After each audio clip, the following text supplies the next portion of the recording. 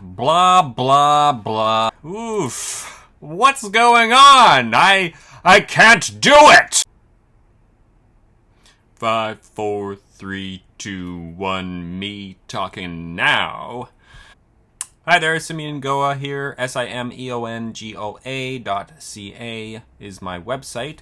If you are feeling a bit random or chaotic in your content posting, it's you're on social media, but you have a service, a set of art, a work of art, or an offer that you are super confident about, I highly recommend that it's time to consider taking that one thing that you are really confident about and moving on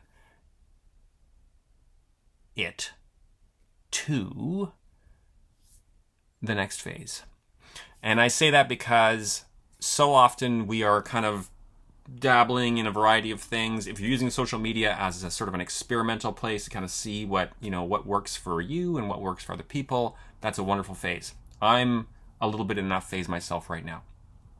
However, if you are super confident about something that you are working on and that you have worked on with other people or have gotten significant response from, that could be likes, that could be engagement, that could be a decade of experience doing something, it's time, I would suggest, to take the next step.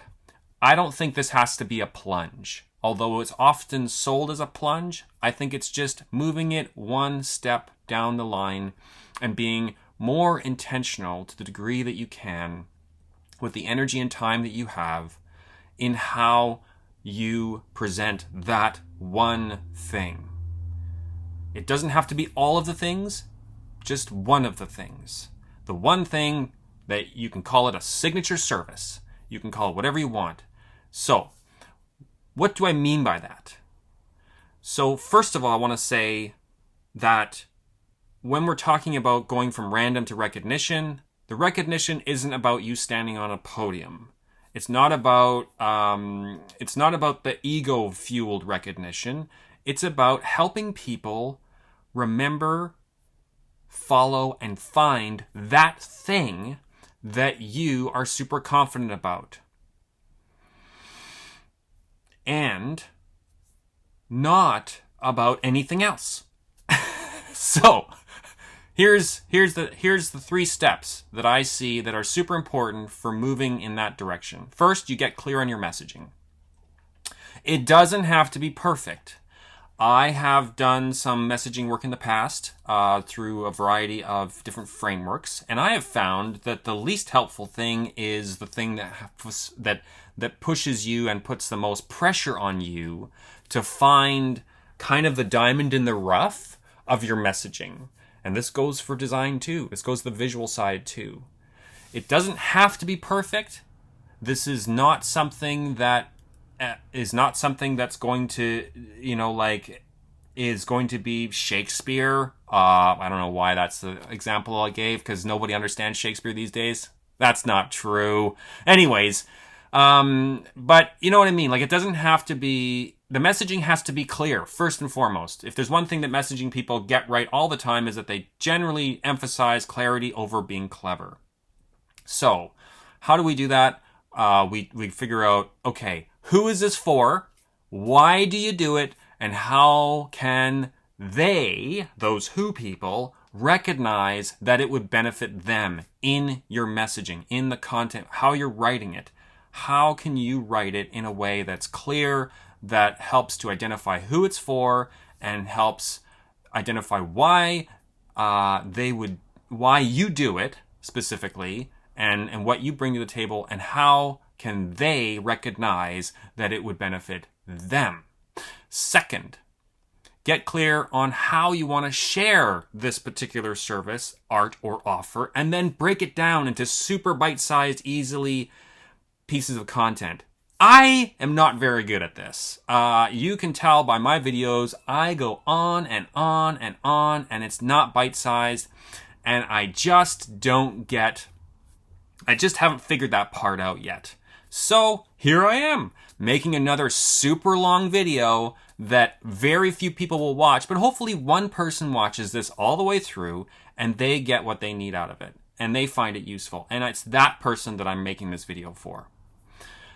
But what am I saying and what am I working on? Because I know that this works, is that if you can reduce the amount, if you can get this content about this one thing that you really feel confident about, that you have a lot of success around, and get it so that you can create little bite-sized pieces of content, and that could be a quote, that could be a what someone else said about this thing to you, like a testimonial.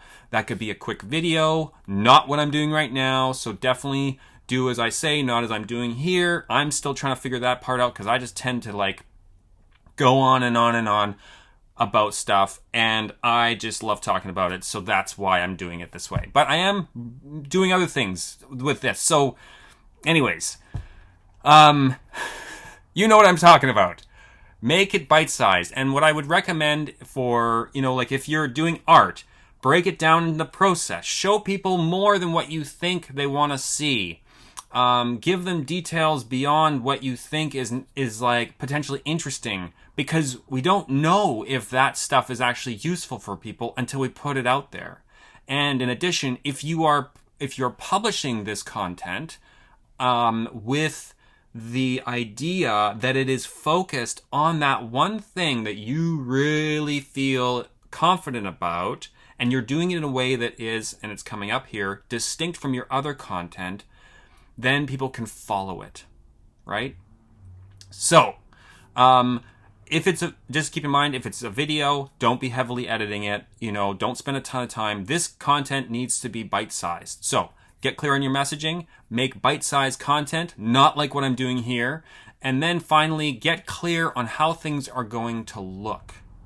So, the clearer you are with your decisions about how your service, your art, your offer looks, the clearer people will be able to follow and find it when they decide to take the next step. I should have said it at the beginning, and I'm sorry that I didn't, but this is the third step, and that is getting clear on how things look. So the first part is messaging, the second part is kind of scheduling and breaking things down, and the third part is the design part, the visual design part, which is getting clear on how this can be distinct from anything else that's on your feed. Now, keep in mind, I'm not saying go completely outside the box, as much as that's touted all the time. Instead, I'm recommending that you make it distinguishable, but related.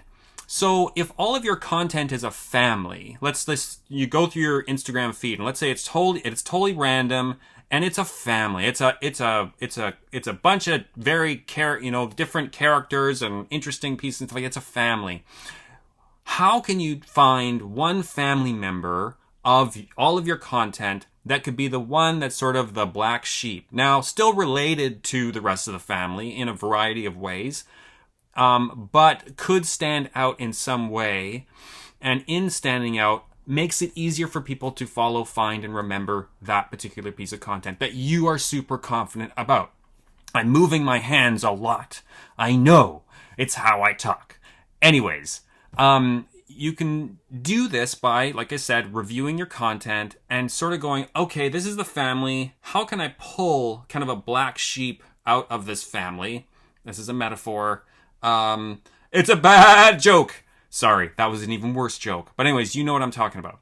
So, how do we do this? How do we go from random to recognition? Get clear on your messaging. Not perfect, just clearer. Make it a bit clearer, then move forward. How do you get clear on what you want to share? That is, all of the little bite-sized pieces of content about the thing that you are super confident about. And finally, how do you design the things, not, again, perfectly, just so that it's distinguishable from the rest of your content. If you could do that, you will make it easier for people to find, follow, and finally decide to move to use, choose, or buy that thing that you have confidently put forward in a distinguishable way that makes it easy for them to do that. I hope this helps. And I'm sorry about the bad jokes. And let me know what you think in the comments. Have a good day.